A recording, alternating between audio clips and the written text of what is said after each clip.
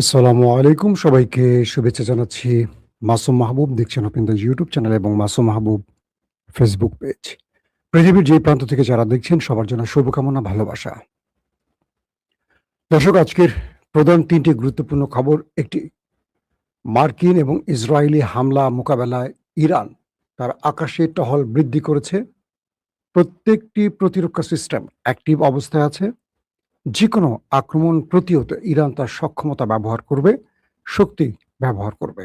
IRGC এবং ইরানের বিমান বাহিনী সর্বোচ্চ সতর্ক এবং প্রস্তুত। ২ নম্বর গুরুত্বপূর্ণ খবর, পাকিস্তান ভারত সীমান্তে তার ড্রোন পাঠিয়ে সেখানে নতুন করে উত্তেজনা সৃষ্টি করছে। বলা হচ্ছে পাকিস্তান তার প্রতিরক্ষা ব্যবস্থা এবং মিসাইল সীমান্তে প্রস্তুত করছে, যাতে করে মনে হচ্ছে আবার একটি যুদ্ধের মেঘ ঘনীভূত হচ্ছে দুই দেশের মধ্যে। কি ঘটতে যাচ্ছে সেখানে সেটাও জানাবো। ৩ নম্বর, বাংলাদেশের সাহসী পররাষ্ট্র প্রতিমন্ত্রী হুমায়ুন কবির বৃহস্পতিবার সৌদি আরবের রিয়াদে যাচ্ছেন। ওয়াইসির এই মিটিংয়ের পাশাপাশি মক্কা চুক্তি বিষয়ে অগ্রগতি হতে যাচ্ছে। কি ঘটতে পারে বা মক্কা চুক্তির ভবিষ্যৎ কোথায় এগুচ্ছে সেই বিষয়ে আলোচনায় থাকবে। দর্শক, এই গুরুত্বপূর্ণ খবরের শুরুতেই আমি জানাতে চাই নেপালের সর্বশেষ আপডেট। বলা হচ্ছে নেপাল তিব্বত বন্যার যে পরিস্থিতি, পুলিশ জানিয়েছে, দেশটির যে পুলিশ বাহিনী তারা জানিয়েছে এখন পর্যন্ত 270টি মৃতদেহ উদ্ধার করা হয়েছে এবং নিখোঁজ রয়েছে প্রায় 1400+। বিশাল সংখ্যক মানুষের প্রাণহানি হয়েছে এখন পর্যন্ত। যে 1400 নিখোঁজ, তারা বেঁচে আছেন কি অবস্থা কেউ জানেন না। তো নেপাল পুলিশ জানিয়েছে হিমালয় অঞ্চলের এই দেশ এবং সীমান্তবর্তী স্বায়ত্তশাসিত অঞ্চল তিব্বতে হিমবাহের বন্যা আঘাত হানার পর 270টি মৃতদেহ উদ্ধার করা হয়েছে।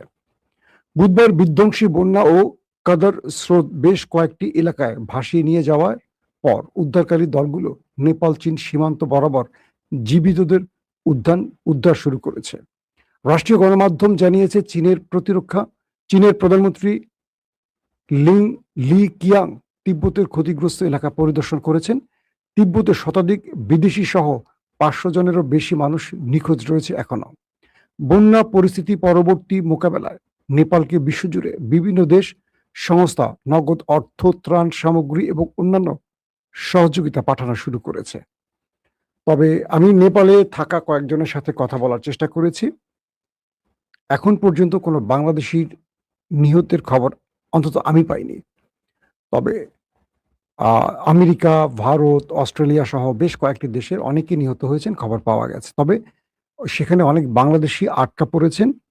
বলা হচ্ছে যারা ফিরে আসবেন তারা ফিরে আসতে পারছেন না কয়েকটা কারণে। এর মধ্যে একটি হলো নেপাল সরকার যে পথ দিয়ে বাংলাদেশিরা কাঠমান্ডু হয়ে ফিরবেন সেই পথটিকে আপাতত ব্যবহারযোগ্য নয় বলে নিষিদ্ধ করে দিয়েছে। অর্থাৎ এই পথটি এখন ঝুঁকিপূর্ণ বলে এই পথ ব্যবহার করতে পারছে না। দ্বিতীয়ত হলো সেখানে বিমানের টিকিট দাম বেড়ে গেছে। বলা হচ্ছে যে 18,000 রুপির অর্থাৎ $120 যেই মার্কিন প্রাইস সেটা এখন কয়েক গুণ বেড়ে গেছে, যে জন্য প্রচুর বাংলাদেশিরা সেখানে আটকা পড়ে আছে। আশা করব বাংলাদেশের যে এম্বাসি আছে সেখানে দ্রুত বাংলাদেশিদের দেশে পাঠাবার জন্য পদক্ষেপ নেবেন। আমরা আমাদের এম্বাসিগুলোকে এই বিপদে বাংলাদেশিদের পাশে দেখতে চাই। যে কারণে এম্বাসিগুলো প্রতিষ্ঠিত হয়, তারা নিজেদের দেশের স্বার্থটাকে সবার আগে দেখবেন, কারণ প্রচুর সংখ্যক বাংলাদেশিরা নেপালে আটকে আছেন। দর্শক, আমি আসছি এবার আমার মূল প্রসঙ্গে। মার্কিন যুক্তরাষ্ট্র ইরানের উপর তার অর্থনৈতিক অবরোধ জারি করেছে। ইরান এটাকে থোড়াই কেয়ার করছে, কোনো পাত্তা দিচ্ছে না। এবং ইরানের বিশ্বস্ত বন্ধু চীন, রাশিয়া ইরানের পাশে দাঁড়ানো। আমেরিকা এইবারও এই যাত্রায় এখনো হালে পানি পাচ্ছে না, যে কারণে আমেরিকা নতুন কোনো পথ অবলম্বন করতে পারে। তাই ইরান আকাশে তার টহল বৃদ্ধি করেছে। ইরানের পক্ষ থেকে জানানো হয়েছে তাদের আইআরজিসির আকাশ প্রতিরক্ষা টিম, এরোস্পেস টিম এবং তাদের যে বিমান বাহিনী তারা সর্বোচ্চ সতর্ক আছে। ইরান পাশাপাশি এটিও বলেছে যে আকাশে যে কোনো আগ্রাসন মোকাবেলা তারা সদা প্রস্তুত রয়েছে। ইরান বলছে আমাদের প্রতিটা প্রতিরক্ষা ব্যবস্থা এখন অ্যাক্টিভ আছে এবং শত্রুর যে কোনো আঘাত ইরানের ভূমিতে আসার আগেই আকাশে সেটাকে ধ্বংস করা হবে। এবং ইরান এটিও বলছে যে পুরোপুরি আমাদের ব্যবস্থা, মানে তারা তাদের প্রতিরক্ষা ব্যবস্থার মাধ্যমেই এটি করছে। মানে ইরান তার নিজস্ব যে প্রতিরক্ষা ব্যবস্থা আছে সেটাকে ব্যবহার করছে এবং শত্রুকে ইরানে আর কোনো অ্যাডভেঞ্চারের সুযোগ দিতে চায় না। কারণ যে কোনো সময় আমেরিকা ইরানে আবারও অ্যাটাক করতে পারে, এই তথ্যের আলোকে ইরান সর্বোচ্চ সতর্ক পজিশনে আছে। পাশাপাশি হরমুজ প্রণালীতে ইরান এখনো তার কড়া পাহারা বসিয়ে রেখেছে। কোনোভাবে আমেরিকা পাহারা দিয়ে তার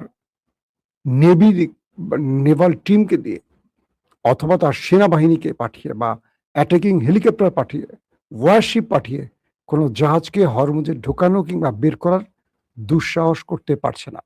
মাঝখানে গতকালকে বা পরশুদিন আমেরিকার ওয়ারশিপ, তাদের সেনাবাহিনী এবং আকাশে হেলিকপ্টার একটি তেলের ট্যাঙ্কারকে হরমুজ থেকে বের করার চেষ্টা করলে ইরান সেই যে তেলের ট্যাঙ্কারে অ্যাটাক করে সেটাকে ধ্বংস করে দেয়।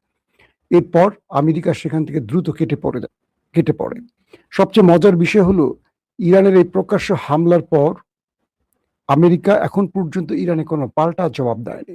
তার মানে আমেরিকা ইরানের সাথে হয়তোবা আর যুদ্ধে যেতে চাইছে না। তাই আমেরিকা ইরানের উপর অর্থনৈতিক অবরোধ জারি করেছে। কিন্তু ইরানের এই অর্থনৈতিক অবরোধ পূর্বেও বহাল ছিল। তো ইরান এটাকে নতুন করে ফেস করছে না।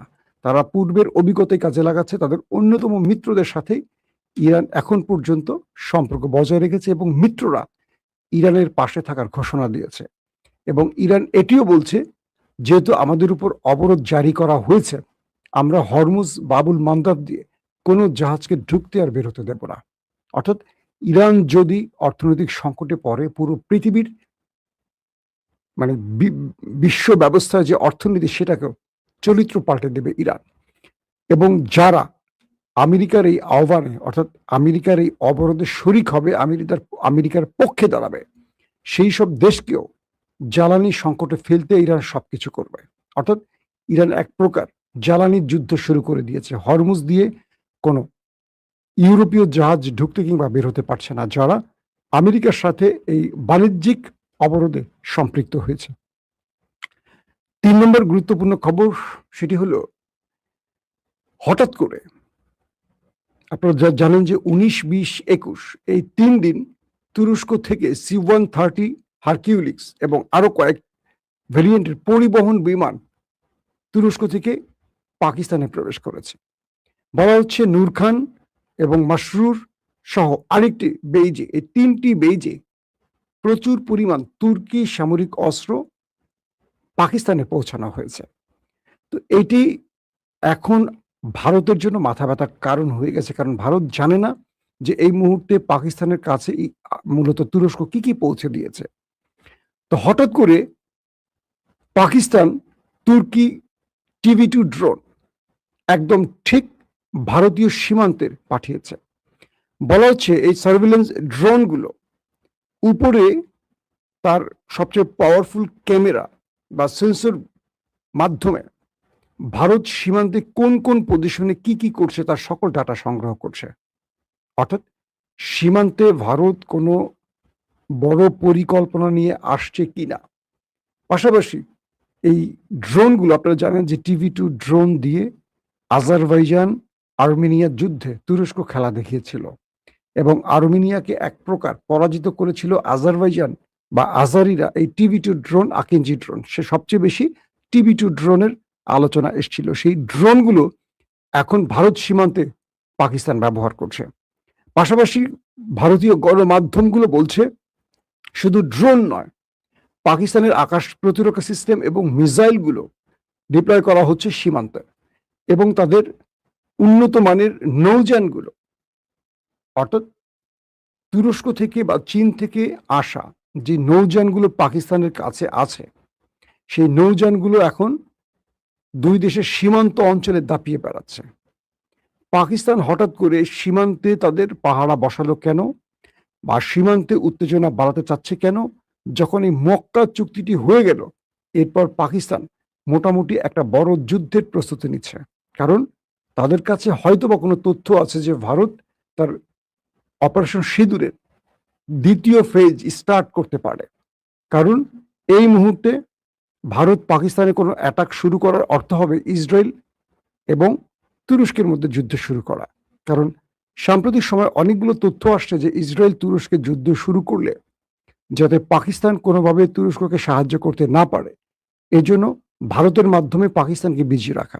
তাই বলা হচ্ছে যে পাকিস্তান ভারত সীমান্তে তাদের ভারী ভারী অস্ত্র মোতায়েন করছে, এবং ভারতীয় গণমাধ্যমগুলো বলছে পাকিস্তানের এই উত্তেজনাকর পরিস্থিতির জন্য ভারত বাধ্য হয়ে তাদের ভারী অস্ত্র সীমান্তে মোতায়েনের চিন্তা করছে।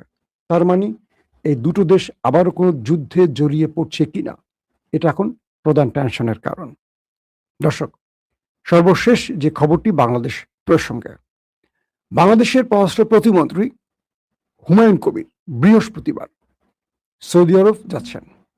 উদ্দেশ্য ওয়াইসির পররাষ্ট্রমন্ত্রীদের বৈঠক। এটি হলো প্রকাশ্যে আলোচনা, অর্থাৎ ওয়াইসির পররাষ্ট্রমন্ত্রীরা তারা সবাই সৌদি আরবের জেদ্দা যাচ্ছেন ওয়াইসির বৈঠকের জন্য। বলা হচ্ছে এই বৈঠকটি খুবই গুরুত্বপূর্ণ, কারণ 7 অক্টোবর পাকিস্তান, তুরস্ক, সৌদি আরবের মধ্যে মক্কা চুক্তি অনুষ্ঠিত হয়েছে। এই তিনটি দেশ নেটোর আদলে একটি চুক্তি করে পৃথিবীতে আলোচনা সৃষ্টি করেছে, এবং ওয়াইসির এই মিটিংয়ে এবার মক্কা চুক্তি ইস্যুটি আলোচনায় থাকবে গুরুত্বের সাথে। কোন কোন মুসলিম দেশ এবার মক্কা চুক্তিতে অংশ নিতে পারে, এটিও আলোচনায় আসবে। পাশাপাশি হুমায়ুন কবিরের এই সৌদি আরব সফরটি আরো টেনশনের কারণ হলো ভারতের জন্য, কারণ তিনি একটি বক্তব্য দিয়ে দিল্লিকে টেনশনে ফেলে দিয়েছেন, সেটা হলো গোলামির দিন শেষ। হুমায়ুন কবিরের গোলামির দিন শেষ এই বক্তব্যটি প্রমাণ করে দিয়েছে বাংলাদেশ নতুন প্রেক্ষাপটে, নতুন পথে, নতুন কক্ষপথে যাত্রা শুরু করতে যাচ্ছে। তারেক রহমান সরকার হাসিনার দেখানো পথে হাঁটতে যাচ্ছেন না, এই ইঙ্গিতটি একটি মাত্র বাক্যে স্পষ্ট হয়ে গেছে। তো বলা হচ্ছে হুমায়ুন কবির মক্কার এই রিয়াদের ওয়াইসির মিটিংয়ে তিনি আলাদাভাবে তুরস্ক এবং পাকিস্তান ও সৌদি আরবের সাথে বসবেন। পাশাপাশি সৌদির ক্রাউন প্রিন্স মোহাম্মদ বিন সালমানের সাথে তার বৈঠকের কথা রয়েছে, এবং এই বৈঠকে বাংলাদেশ মক্কা চুক্তিতে তার অংশগ্রহণের বিষয়টিতে আলোচনা করবে, এবং এর মাধ্যমে বাংলাদেশ হয়তো শুক্রবারে দেশে ফিরে আসবেন পররাষ্ট্র প্রতিমন্ত্রী, এবং তারেক রহমানের সাথে কথা বলেই, আমাদের প্রধানমন্ত্রী তারেক রহমানের সাথে চূড়ান্ত আলোচনার পরই এই ঘোষণাটি আসতে পারে বাংলাদেশ মক্কা চুক্তিতে কবে প্রবেশ করতে যাচ্ছে। প্রিয় দর্শক, এখন হুমায়ুন কবিরের এই মক্কা চুক্তিটি কেন আলোচিত? কারণ তিনি এই সফরের মধ্য দিয়েই বাংলাদেশের মক্কা চুক্তিতে অংশের বিষয়টিকে মোটামুটি একটা গ্রিন সিগন্যাল দিয়ে আসবেন। হয়তো ঘোষণাটা দেশে ফেরার পর আসতে পারে। তো এই জন্য ভারত যে কোনোভাবে এই মক্কা চুক্তির বিষয়টিকে বাধা সৃষ্টি তার সকল উইংগুলো এখন ব্যবহার করছেন। আমি গত কয়েকদিন ধরে আপনাদের বলছি যে ভারতের গণমাধ্যম, বাংলাদেশের গণমাধ্যম পরিকল্পিতভাবে হুমায়ুন কবিরের বিরুদ্ধে লেগে গেছে, যে কোনোভাবে তাকে বিতর্কিত করার চেষ্টা করছে, এবং বলা হচ্ছে শিগগিরই হুমায়ুন কবিরের বিরুদ্ধে কোনো ডিফেক ভিডিও বা হানি ট্র্যাপ বা আরো অনেক কিছুর গল্প হাজির করা হতে পারে। তবে আমরা এটুকু বলতে পারি, বর্তমান সরকার মক্কা চুক্তিতে আগ্রহী, এবং এই আগ্রহের জন্য আজকে আমি দেখলাম যে মার্কিন যুক্তরাষ্ট্র, চীন, পাকিস্তান এবং আজাদ কাশ্মীর, অর্থাৎ তিনটি দেশের যিনি সাবেক রাষ্ট্রদূত এবং আজাদ কাশ্মীরের প্রেসিডেন্ট মিস্টার মাসুদ, তিনি একটি স্পষ্ট বার্তা দিয়েছেন যে বাংলাদেশের এই মুহূর্তে মক্কা চুক্তি খুবই জরুরি। কারণ মক্কা চুক্তির মাধ্যমে বাংলাদেশ তার স্বাধীনতা, সার্বভৌমত্ব রক্ষার একটা বড় রকম সুযোগ তৈরি হবে, যেটা 55 বছর ছিল না। তিনি এটিও বলছেন যে এই চুক্তির মাধ্যমে বাংলাদেশ তার ঐতিহাসিক বিজয়ের পথে হাঁটবে। ঐতিহাসিক বিজয় বলতে কি বোঝেন? গত 55 বছর আসলে বাংলাদেশ কারো গ্রিপে ছিল, বাংলাদেশ সেই গ্রিপ থেকে বের হওয়ার একটা রাস্তা খুঁজে পাবে। তিনি এটাও ইঙ্গিত করছেন যে বাংলাদেশ মক্কা চুক্তির মাধ্যমে তার অন্যতম শত্রুর সামনে মাথা উঁচু করে দাঁড়াবার সুযোগ পাবে। কারণ আগে তারা বাঘ হিসেবে দাঁড়াতো, এখন আমরা বিড়াল হিসেবে ছিলাম। এখন বাংলাদেশ মিত্রদের কারণে নিজেকে বাঘ হিসেবে দেখাতে পারবে। এবং এই চুক্তির বিষয়ে চীন বাংলাদেশকে গ্রিন সিগন্যাল দিয়েছে এমন তথ্য পাওয়া গেছে। অর্থাৎ চীনও চায় বাংলাদেশ মক্কা চুক্তিতে প্রবেশ করুক, কারণ যেখানে পাকিস্তান আছে সেখানে চীনের স্বার্থ আছে, এবং যেখানে সৌদি আরব তুরস্ক আছে সেখানে চীনের আপত্তি না থাকারই বিষয়টি আসে। তার মানে এক মক্কা চুক্তিতে ভারত ছাড়া চীন এবং আমেরিকা এখন পর্যন্ত বাংলাদেশকে কোনো না বলেনি, শুধু বাধা সৃষ্টি করছে ওই দেশটি এবং তার এজেন্টরা এই দেশে যারা বসবাস করছে। আমরা আশা করছি আমাদের হুমায়ুন কবিরের সৌদি আরব সফরটি এবার ফলপ্রসূ হবে। মক্কা চুক্তির বিষয়ে বাংলাদেশ কোনো বড় রকম বার্তা পাবে এবং কোনো গ্রিন সিগন্যাল হয়তোবা ওপাশ থেকেও আসবে।